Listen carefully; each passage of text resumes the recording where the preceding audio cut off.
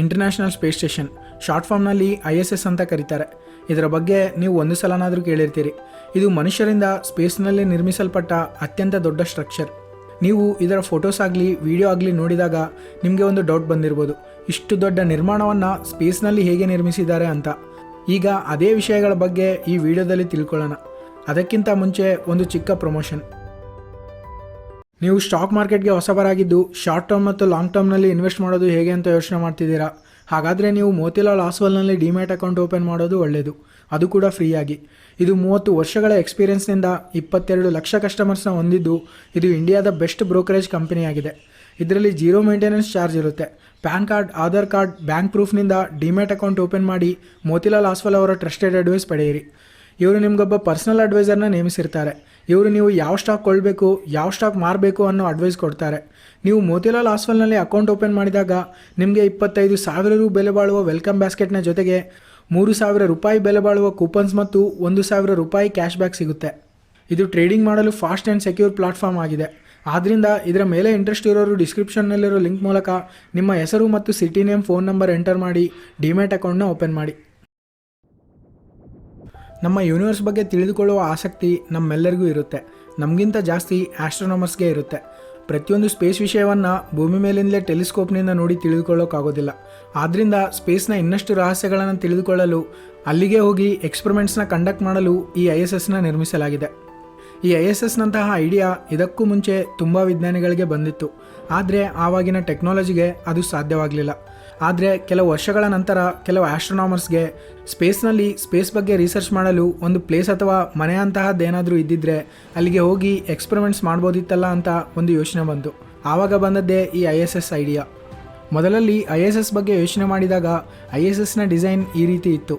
ಆದರೆ ಈ ಡಿಸೈನ್ಗೂ ಈಗಿರುವ ಡಿಸೈನ್ಗೂ ಸಂಬಂಧವೇ ಇಲ್ಲ. ಆದರೆ ಈ ಪ್ರಪಂಚದಲ್ಲೇ ಮೊಟ್ಟ ಮೊದಲ ಸ್ಪೇಸ್ ಸ್ಟೇಷನ್ ಇದೇ ಅಲ್ಲ. ಇದಕ್ಕಿಂತ ಮುಂಚೆ ಕೆಲವು ದೇಶಗಳು ಚಿಕ್ಕ ಚಿಕ್ಕ ಸ್ಪೇಸ್ ಸ್ಟೇಷನ್ಸ್ನ ಲಾಂಚ್ ಮಾಡಿದ್ವು. ಪ್ರಪಂಚದಲ್ಲೇ ಎಲ್ಲರಿಗಿಂತ ಮುಂಚೆ ರಷ್ಯಾದವರು ಒಂದು ಸ್ಪೇಸ್ ಸ್ಟೇಷನ್ನ ಡೆವಲಪ್ ಮಾಡಿದರು. ಆ ಸ್ಪೇಸ್ ಸ್ಟೇಷನ್ ಹೆಸರು ಸೆಲ್ಯೂಟ್ 1. ಇದನ್ನು 19 ಏಪ್ರಿಲ್ 1971ರಲ್ಲಿ ಲಾಂಚ್ ಮಾಡಿದರು. ಆಗ USA ಮತ್ತು ರಷ್ಯಾನ ನಡುವೆ ಕೋಲ್ಡ್ ವಾರ್ ನಡೀತಾ ಇತ್ತು. ಆದ್ದರಿಂದ USA ಕೂಡ ರಷ್ಯಾದವ್ರಿಗಿಂತ ನಾವೇನು ಕಡಿಮೆ ಇಲ್ಲ ಅಂತ 1973ರಲ್ಲಿ ಸ್ಕೈಲ್ಯಾಬ್ ಅನ್ನೋ ಸ್ಪೇಸ್ ಸ್ಟೇಷನ್ನ ಡೆವಲಪ್ ಮಾಡಿ ಲಾಂಚ್ ಮಾಡಿದರು. ಆದರೆ ಇವೆರಡೂ ತುಂಬ ಚಿಕ್ಕ ಸ್ಪೇಸ್ ಸ್ಟೇಷನ್ಸ್. ಆದರೆ ಈಗ ಇರೋ ಸ್ಪೇಸ್ ಸ್ಟೇಷನ್ಗೆ ಅವೊಂದು ಟ್ರಯಲ್ ಅಂತ ಅನ್ಕೋಬೋದು. ಇವುಗಳ ನಂತರ ಬಂದದ್ದೇ ISS. ಇದು ಮನುಷ್ಯರಿಂದ ನಿರ್ಮಿಸಲ್ಪಟ್ಟ ಸ್ಪೇಸ್ನ ಅತ್ಯಂತ ದೊಡ್ಡ ಸ್ಟ್ರಕ್ಚರ್. ಈ ISS ಯಾವುದೋ ಒಂದು ದೇಶಕ್ಕೆ ಸಂಬಂಧಪಟ್ಟಿಲ್ಲ. ಇದರಲ್ಲಿ ಕೆಲವು ದೇಶಗಳ ಪರಿಶ್ರಮ ಇದೆ. ಇದರಲ್ಲಿ USA, Russia, European space agency, Japan ಮತ್ತು ಕೆನಡಾ ಈ ಎಲ್ಲ ದೇಶಗಳ ಸಂಸ್ಥೆಗಳು ಸೇರಿ ಈ ISS ನಿರ್ಮಾಣವನ್ನು ಮಾಡಿವೆ. ಆದರೆ ಈ ISS ನಿರ್ಮಾಣಕ್ಕೂ ಮುಂಚೆ ನಾಸಾ 1984ರಲ್ಲಿ ಫ್ರೀಡಮ್ ಅನ್ನೋ ಸ್ಪೇಸ್ ಸ್ಟೇಷನ್ನ ನಿರ್ಮಿಸಲು ಅನೌನ್ಸ್ ಮಾಡಿದರು. ಆದರೆ ಇದರ ಕನ್ಸ್ಟ್ರಕ್ಷನ್ ಪೂರ್ತಿ ಆಗೋದಕ್ಕೂ ಮುಂಚೆಯೇ US ಗೌರ್ಮೆಂಟ್ ಇದರ ಮೇಲೆ ಇಷ್ಟು ಹಣವನ್ನು ಖರ್ಚು ಮಾಡುವುದು ವೇಸ್ಟ್ ಅಂತ ಅದಕ್ಕೆ ಫಂಡ್ಸ್ ಕೊಡುವುದನ್ನು ನಿಲ್ಲಿಸಿಬಿಡ್ತು. ಅಂದರೆ ಅದಕ್ಕೆ ಹಣ ಕೊಡುವುದನ್ನು ನಿಲ್ಲಿಸಿಬಿಡ್ತು. ಆಗ ಈ ಫ್ರೀಡಮ್ ಸ್ಪೇಸ್ ಸ್ಟೇಷನ್ ಕೆಲಸಗಳು ಅಲ್ಲಿಗೆ ನಿಂತುಬಿಟ್ವು. ಆದರೆ ನಂತರ 1993ರಲ್ಲಿ ಈ ಪ್ರಾಜೆಕ್ಟ್ನ ಮತ್ತೆ ಪ್ರಾರಂಭಿಸಬೇಕು ಅಂದ್ಕೊಂಡ್ರು. ಆದರೆ ಈ ಸಲ ಪೂರ್ತಿ ಖರ್ಚನ್ನು ತಮ್ಮ ದೇಶದ ಮೇಲೆಯೇ ಹಾಕದೆ ಬೇರೆ ದೇಶಗಳ ಜೊತೆ ಕೈ ಜೋಡಿಸಿದರು. ಆಗ ಈ ಫ್ರೀಡಮ್ ಪ್ರಾಜೆಕ್ಟ್ ಮತ್ತೆ ಸ್ಟಾರ್ಟ್ ಆಯಿತು. ಆದರೆ ಈ ಸಲ ಎಲ್ಲ ದೇಶಗಳು ಸೇರಿ ನಿರ್ಮಿಸ್ತಿರೋದ್ರಿಂದ ಇದರ ಹೆಸರು ಇಂಟರ್ನ್ಯಾಷನಲ್ ಸ್ಪೇಸ್ ಸ್ಟೇಷನ್ ಅಂತ ಬದಲಿಸಿದರು. ನಂತರ ಇದರ ಕನ್ಸ್ಟ್ರಕ್ಷನ್ ಸ್ಟಾರ್ಟ್ ಆಗಿ ಪೂರ್ತಿಯಾಗಿ ಕಂಪ್ಲೀಟ್ ಆಗಲು ಆಲ್ಮೋಸ್ಟ್ 10 ವರ್ಷಗಳು ಆದವು. ಈಗ ನಮಗೆ ISS ನೋಡಲು ಹೀಗೆ ಇರುತ್ತೆ. ಇದು ನೋಡಲು ತುಂಬ ಚಿಕ್ಕದಾಗಿ ಕಾಣಿಸ್ಬೋದು, ಆದರೆ ಇದರ ಸೈಜ್ ಒಂದು ಫುಟ್ಬಾಲ್ ಮೈದಾನದಷ್ಟು ದೊಡ್ಡದಾಗಿರುತ್ತೆ. ಈ ಸ್ಪೇಸ್ ಸ್ಟೇಷನ್ನಲ್ಲಿ ಒಂದು ಸಲ ಕೇವಲ 6 ಆಸ್ಟ್ರೋನಾಟ್ಸ್ ಮಾತ್ರ ಇರಬಲ್ಲರು. ಆದ್ದರಿಂದ ಪ್ರತಿ 6 ತಿಂಗಳಿಗೊಮ್ಮೆ ಆಸ್ಟ್ರೋನಾಟ್ಸ್ ಚೇಂಜ್ ಆಗ್ತಾ ಇರ್ತಾರೆ. ಈಗ ಈ ಭಾರೀ ನಿರ್ಮಾಣವನ್ನು ಸ್ಪೇಸ್ನಲ್ಲಿ ಹೇಗೆ ನಿರ್ಮಿಸಿದ್ರು ಅಂತ ನೋಡೋಣ. ಈ ISSನ ತುಂಬ ಡಿಟ್ಯಾಚಬಲ್ ಪಾರ್ಟ್ಸ್ನಿಂದ ಕನ್ಸ್ಟ್ರಕ್ಟ್ ಮಾಡಿದ್ದಾರೆ. ಅಂದರೆ ಇದನ್ನು ಚಿಕ್ಕ ಚಿಕ್ಕ ಪಾರ್ಟ್ಸ್ನ ಸೇರಿಸಿ ನಿರ್ಮಿಸಿದ್ದಾರೆ. ಇವನ್ನು ಮಾಡ್ಯೂಲ್ಸ್ ಅಂತಲೂ ಕರೀತಾರೆ. ಇದರಲ್ಲಿ ಒಂದೊಂದು ಕಂಪಾರ್ಟ್ಮೆಂಟ್ ಒಂದೊಂದು ದೇಶಕ್ಕೆ ಸೇರಿದ್ದು. ಇದರಲ್ಲಿ ರಿಸರ್ಚ್ ಲ್ಯಾಬ್ಸ್ ಕೂಡ ಇರ್ತವೆ. ಅವುಗಳಲ್ಲಿ ಆಸ್ಟ್ರೋನಾಟ್ಸ್ ಸೈನ್ಸ್ ಎಕ್ಸ್ಪರಿಮೆಂಟ್ಗಳನ್ನು ಮಾಡ್ತಿರ್ತಾರೆ. ಆ ಎಲ್ಲ ರಿಸರ್ಚ್ಗಳು ಸ್ಪೇಸ್ಗೆ ಸಂಬಂಧಪಟ್ಟವೇ ಆಗಿರ್ತವೆ. ಇದರಲ್ಲಿ ಆಸ್ಟ್ರೋನಾಟ್ಸ್ ಇರೋದಕ್ಕೆ ಸಪ್ರೇಟ್ ಚಾಂಬರ್ಸ್ ಇರ್ತವೆ. ಇವು ನೋಡುವುದಕ್ಕೆ ಕ್ಯಾಪ್ಸುಲ್ಸ್ ಥರ ಇರ್ತವೆ. ಇವನ್ನು ಪ್ರೆಷರೈಸ್ಡ್ ಚಾಂಬರ್ಸ್ ಅಂತ ಕರೀತಾರೆ. ಈ ISSನಲ್ಲಿ ಇರುವವರೆಗೂ ಆಸ್ಟ್ರೋನಾಟ್ಸ್ ಸ್ಪೇಸ್ ಸೂಟ್ ಹಾಕಿಕೊಳ್ಳುವ ಅವಶ್ಯಕತೆ ಇರೋದಿಲ್ಲ. ಯಾಕಂದರೆ ಈ ಚಾಂಬರ್ಸ್ ಭೂಮಿಗೆ ಅನುಕೂಲವಾದ ಪ್ರೆಷರ್ನ ಮೇಂಟೈನ್ ಮಾಡ್ತಾ ಇರ್ತವೆ. ಅಷ್ಟೇ ಅಲ್ಲದೆ ಇದರಲ್ಲಿ ಆಕ್ಸಿಜನ್ ಕೂಡ ಇರುತ್ತೆ. ಆಸ್ಟ್ರೋನಾಟ್ಸ್ ಇಲ್ಲೇ ತಿನ್ನೋದು, ಮಲ್ಕೊಳ್ಳೋದು ಮತ್ತು ಎಕ್ಸಸೈಸ್ ಕೂಡ ಮಾಡ್ತಾರೆ. ಈ ಚಾಂಬರ್ಸ್ ಸ್ಪೇಸ್ ಸ್ಟೇಷನ್ಗೆ ಎಕ್ಸಾಕ್ಟಾಗಿ ಸೆಂಟರ್ನಲ್ಲಿ ಇರ್ತವೆ. ಈ ಸ್ಪೇಸ್ ಸ್ಟೇಷನ್ನಲ್ಲಿ 2 ವಿಭಾಗಗಳು ಇರ್ತವೆ. ಒಂದು ರಷ್ಯನ್ ಮಾಡ್ಯೂಲ್, ಇದನ್ನು ರಷ್ಯನ್ ಆರ್ಬಿಟಲ್ ಸೆಗ್ಮೆಂಟ್ ಅಂತಲೂ ಕರೀತಾರೆ. ಇದು ಪೂರ್ತಿಯಾಗಿ ರಷ್ಯಾಗೆ ಸಂಬಂಧಿಸಿದ್ದು. ಇನ್ನೊಂದು ಅಮೇರಿಕನ್ ಆರ್ಬಿಟಲ್ ಸೆಗ್ಮೆಂಟ್, ಇದು ಅಮೇರಿಕಾಗೆ ಸೇರಿದ್ದು. ಆದರೆ ಇದರಲ್ಲಿ ಜಪಾನ್, ಕೆನಡಾ ಆಸ್ಟ್ರೋನಾಟ್ಸ್ ಕೂಡ ಕೆಲಸ ಮಾಡ್ತಾರೆ. ಈ ಮಾಡ್ಯೂಲ್ಸ್ನ ಯಾರಿಗೆ ಬೇಕಾದಂತೆ ಅವರು ತಯಾರಿಸ್ಕೊಂಡು ಸ್ಪೇಸ್ನಲ್ಲಿ ಲಾಂಚ್ ಮಾಡ್ತಾರೆ. ಲಾಂಚ್ ಆದಮೇಲೆ ಇವನ್ನ ಸ್ಪೇಸ್ನಲ್ಲಿ ಫಿಟ್ ಮಾಡ್ತಾರೆ. ಆದರೆ ಹೇಗೆ ಫಿಟ್ ಮಾಡ್ತಾರೆ ಅಂದರೆ, ಪ್ರತಿಯೊಂದು ಸ್ಪೇಸ್ ಸ್ಟೇಷನ್ ಪಾರ್ಟ್ಗೆ ಕೊನೆಯಲ್ಲಿ ಒಂದು ಡಾಕಿಂಗ್ ಪೋರ್ಟ್ ಇರುತ್ತೆ. ಈ ಡಾಕಿಂಗ್ ಪೋರ್ಟ್ನಿಂದಲೇ ಅವರು ಸ್ಪೇಸ್ ಸ್ಟೇಷನ್ನ ಒಂದೊಂದು ಪಾರ್ಟ್ನು ಕನೆಕ್ಟ್ ಮಾಡಿಕೊಳ್ತಾ ಬರ್ತಾರೆ. ಆದರೆ ಕೇವಲ ಡಾಕಿಂಗ್ ಪೋರ್ಟ್ ಇದ್ದರೆ ಸಾಕಾಗಲ್ಲ, ಅವುಗಳನ್ನು ಕನೆಕ್ಟ್ ಮಾಡಲು ಒಂದು ಅಟ್ಯಾಚ್ಮೆಂಟ್ ಕೂಡ ಇರಬೇಕು. ಇದನ್ನು PMA ಅಂತ ಕರೀತಾರೆ. PMA ಅಂದರೆ ಪ್ರೆಷರೈಸ್ಡ್ ಮೇಟಿಂಗ್ ಅಡಾಪ್ಟರ್. ಈ ಪಾರ್ಟ್ಸ್ನ ಪ್ರೊಪೆಲ್ಲರ್ಸ್ನಿಂದ ಒಂದೊಂದು ಪಾರ್ಟ್ನ ಹತ್ತಿರಕ್ಕೆ ತಂದು ಇವನ್ನು ಜೋಡಿಸ್ತಾರೆ. ಪ್ರೊಪೆಲ್ಲರ್ಸ್ ಅಂದರೆ ಸ್ಪೇಸ್ನಲ್ಲಿ ಯಾವುದಾದ್ರೂ ಒಂದು ಪಾರ್ಟ್ನ ಮೂವ್ ಮಾಡೋದಕ್ಕೆ ಸಹಾಯ ಮಾಡ್ತವೆ. ಟೋಟಲ್ ಆಗಿ ಈ ರೀತಿ ಒಂದಕ್ಕೊಂದು ಅಟ್ಯಾಚ್ ಮಾಡಿ ಇಷ್ಟು ದೊಡ್ಡ ಸ್ಪೇಸ್ ಸ್ಟೇಷನ್ನ ನಿರ್ಮಾಣವಾಗಿದೆ. ನಂತರ ಈ ಸ್ಪೇಸ್ ಸ್ಟೇಷನ್ನಲ್ಲಿ ಎನರ್ಜಿಗಾಗಿ ಇದಕ್ಕೆ ಸೋಲಾರ್ ಎರೇಸ್ನ ಅಟ್ಯಾಚ್ ಮಾಡಿದ್ದಾರೆ. ಇವುಗಳಿಗೆ ಸೂರ್ಯನ ಕಿರಣಗಳು ಬಡಿದಾಗ ಇವುಗಳಿಂದ ಎನರ್ಜಿ ಸೃಷ್ಟಿಯಾಗುತ್ತೆ. ಆ ಎನರ್ಜಿಯನ್ನೇ ಈ ಸ್ಪೇಸ್ ಸ್ಟೇಷನ್ನಲ್ಲಿ ಬಳಸಿಕೊಳ್ತಾರೆ.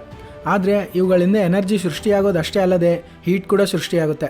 ಆ ಹೀಟ್ನ ತಪ್ಪಿಸಿಕೊಳ್ಳಲು ಪ್ರತಿಯೊಂದು ಮಾಡ್ಯೂಲ್ನಲ್ಲಿ ರೇಡಿಯೇಟರ್ಸ್ನ ಇನ್ಸ್ಟಾಲ್ ಮಾಡಿದ್ದಾರೆ. ಈ ರೇಡಿಯೇಟರ್ಸ್ ISSನಲ್ಲಿರೋ ಹೀಟ್ನ ಅಬ್ಸರ್ವ್ ಮಾಡಿಕೊಂಡು ಹೊರಗಡೆಗೆ ಬಿಡುಗಡೆ ಮಾಡ್ತವೆ. ಈ ISSನ ಮೇನ್ ಪರ್ಪಸ್ ಏನಂದರೆ ಸ್ಪೇಸ್ನಲ್ಲಿ ಎಕ್ಸ್ಪರಿಮೆಂಟ್ಸ್ ಮಾಡೋದು. ಆದ್ದರಿಂದ ಎಕ್ಸ್ಪರಿಮೆಂಟ್ಸ್ ಕಂಡಕ್ಟ್ ಮಾಡಲು ಪ್ರತಿಯೊಂದು ದೇಶ ಅವರವರ ಲ್ಯಾಬೊರೇಟರೀಸ್ನ ಡಿಸೈನ್ ಮಾಡಿಕೊಂಡು ಸ್ಪೇಸ್ ಸ್ಟೇಷನ್ನಲ್ಲಿ ಅಟ್ಯಾಚ್ ಮಾಡಿವೆ. ಅಮೆರಿಕನ್ ಲ್ಯಾಬೊರೇಟರಿಯ ಹೆಸರು ಡೆಸ್ಟಿನಿ, ಜಪಾನ್ನ ಎಕ್ಸ್ಪರಿಮೆಂಟಲ್ ಲ್ಯಾಬ್ ಹೆಸರು ಕೀಬೋ, ಯುರೋಪಿಯನ್ ಸ್ಪೇಸ್ ಏಜೆನ್ಸಿನ ಲ್ಯಾಬೊರೇಟರಿ ಹೆಸರು ಕೊಲಂಬಸ್.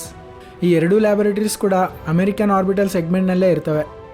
ಮತ್ತು ರಷ್ಯನ್ ಆರ್ಬಿಟಲ್ ಸೆಗ್ಮೆಂಟ್ನಲ್ಲಿ ರಷ್ಯಾದ ಲ್ಯಾಬೊರೇಟರಿ ಹೆಸರು ಪೊಯ್ಕಿ. ಈ ಎಲ್ಲ ಪಾರ್ಟ್ಸ್ ಒಂದಕ್ಕೊಂದು ಅಟ್ಯಾಚ್ ಆಗಿದ್ದರೆ ಇವೆಲ್ಲವಕ್ಕೂ ಬೇಸ್ ಈ ರಾಡ್ನಂತಹ ಆಬ್ಜೆಕ್ಟ್. ಇದನ್ನು ಟ್ರಸ್ ಅಂತ ಕರೀತಾರೆ. ಒಂದು ವೇಳೆ ಆಸ್ಟ್ರೋನಾಟ್ಸ್ ಹೊರಗಡೆ ಹೋಗಬೇಕಂದ್ರೆ ಅದು ತುಂಬ ದೊಡ್ಡ ಪ್ರಾಸೆಸ್. ಅಷ್ಟೇ ಅಲ್ಲದೆ ಅದರಿಂದ ರಿಸ್ಕ್ ಕೂಡ ಇರುತ್ತೆ. ಆದ್ದರಿಂದ ಪ್ರತಿ ಚಿಕ್ಕ ಕೆಲಸಕ್ಕೂ ISSನಿಂದ ಹೊರಗಡೆ ಹೋಗೋಕ್ಕಾಗಲ್ಲ. ಆದ್ದರಿಂದ ಇದಕ್ಕೋಸ್ಕರ ISSನಲ್ಲಿ ಪ್ರತಿ ಮೂಲೆಗೂ ಕೆನಡಾದವರು ತಯಾರಿಸಿದ ಒಂದು ರೋಬೋಟಿಕ್ ಆರ್ಮ್ ಇರುತ್ತೆ. ಇದನ್ನು ಕೆನಡಾರ್ಮ್ ಅಂತ ಕರೀತಾರೆ. ಡೆಕ್ಸ್ಟರ್ ಅನ್ನೋ ರೋಬೋಟ್ ಈ ಕೆನಡಾರ್ಮ್ ಕೊನೆಯಲ್ಲಿ ಅಟ್ಯಾಚ್ ಆಗಿರುತ್ತೆ. ಈ ರೋಬೋಟ್ ಕೈ ಬೆರಳಿನ ಥರ ಕೆಲಸ ಮಾಡುತ್ತೆ. ಈ ಕೆನಡಾರ್ಮ್ನ ಆಸ್ಟ್ರೋನಾಟ್ಸ್ ಒಳಗಿನಿಂದಲೇ ಕಂಟ್ರೋಲ್ ಮಾಡಬಲ್ಲರು. ಯಾವಾಗಾದರೂ ಆಸ್ಟ್ರೋನಾಟ್ಸ್ಗೆ ಹೊರಗೆ ಹೇಗಿದೆ, ಭೂಮಿ ಹೇಗೆ ಕಾಣಿಸುತ್ತೆ ಅಂತ ನೋಡಬೇಕು ಅನಿಸಿದರೆ ಅದಕ್ಕೆ ಒಂದು ಸಪ್ರೇಟ್ ರೂಮ್ ಇದೆ. ಇದರ ಹೆಸರು ಕ್ಯೂಪೋಲಾ. ಇದಕ್ಕೆ 7 ಕಿಟಕಿಗಳು ಇರ್ತವೆ. ಇವುಗಳಿಗೆ ಶಟರ್ಸ್ ಕೂಡ ಇರ್ತವೆ. ಅಂದರೆ ಇವನ್ನ ಬೇಕಾದಾಗ ಮುಚ್ಚಬೋದು, ತೆಗಿಬೋದು. ಈ ಕಿಟಕಿಗಳನ್ನು ISS ಸೂರ್ಯನ ಕಡೆ ತಿರುಗಿದಾಗ ರೇಡಿಯೇಷನ್ ಒಳಗಡೆ ಬರದಿರಲು ಕ್ಲೋಸ್ ಮಾಡಿ ಬಿಡ್ತಾರೆ. ಇದರಲ್ಲಿ ಆಕ್ಸಿಜನ್ ಹೇಗೆ ಬರುತ್ತೆ ಅಂತ ನಿಮಗೆ ಡೌಟ್ ಬರ್ಬೋದು. ಇಲ್ಲಿ ಆಕ್ಸಿಜನ್ ನೀರಿನಿಂದ ತಯಾರಿಸ್ತಾರೆ. ಅಂದರೆ ನೀರಲ್ಲಿ ಹೈಡ್ರೋಜನ್ ಮತ್ತು ಆಕ್ಸಿಜನ್ ಇರುತ್ತೆ ಅಲ್ಲ, ಅದನ್ನು ಬೇರ್ಪಡಿಸ್ತಾರೆ. ಇದನ್ನು ಎಲೆಕ್ಟ್ರೋಲೈಸಿಸ್ ಅನ್ನೋ ಪದ್ಧತಿಯಿಂದ ಮಾಡ್ತಾರೆ. ಈ ರೀತಿ ಅವರಿಗೆ ಆಕ್ಸಿಜನ್ ಸಿಗುತ್ತೆ. ಈ ರೀತಿ ಈ ISS ಕೆಲಸ ಮಾಡುತ್ತೆ. ಇದೊಂದು ಇಂಜಿನಿಯರಿಂಗ್ ಮಾಸ್ಟರ್ ಪೀಸ್ ಅಂತ ಹೇಳ್ಬೋದು.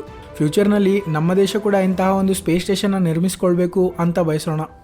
ಇಷ್ಟು ಈ ವಿಡಿಯೋ ನಿಮಗೆ ಇಷ್ಟವಾಗಿದ್ದರೆ ಲೈಕ್ ಮಾಡಿ. ಈ ಚಾನಲ್ಗೆ ನೀವು ಇನ್ನೂ ಸಬ್ಸ್ಕ್ರೈಬ್ ಆಗದೇ ಇದ್ದರೆ ಸಬ್ಸ್ಕ್ರೈಬ್ ಮಾಡಿಕೊಂಡು ಪಕ್ಕದಲ್ಲಿರೋ ಬೆಲ್ ಐಕನನ್ನು ಕೂಡ ಕ್ಲಿಕ್ ಮಾಡಿ. Thanks for watching.